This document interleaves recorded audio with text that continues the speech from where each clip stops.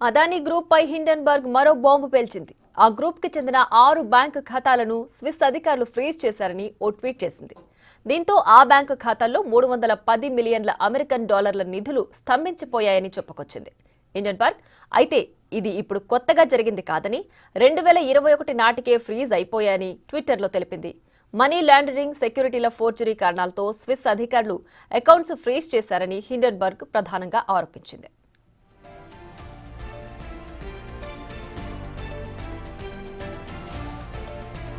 గత ఏడాది నుంచి Hindenburg versus Gautam Adani war నడుస్తోంది.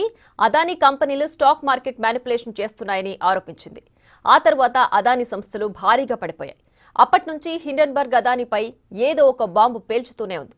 రీసెంట్ గా సెబీ చైర్మన్ కు అదానీ కంపెనీలో షేర్లున్నాయని, అందుకే ఆమె గౌతమ్ అదానీపై ఎలాంటి చర్యలు తీసుకోలేదని సంచలన కామెంట్స్ చేశారు.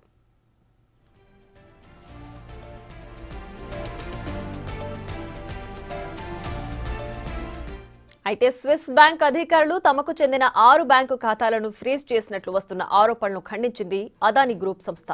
హిండెన్బర్గ్ చేసిన ఆరోపణల్లో నిజం లేదని తేల్చింది. ఇదంతా దురుద్దేశంతోనే హిండెన్బర్గ్ చేస్తోందని అదానీ గ్రూప్ సంస్థ రిప్లై ఇచ్చింది. మనీ లాండరింగ్, సెక్యూరిటీల ఫోర్జరీ కారణాలతో స్విస్ అధికారులు అకౌంట్స్ ఫ్రీజ్ చేశారన్న ఆరోపణల్లో నిజం లేదని తేల్చింది.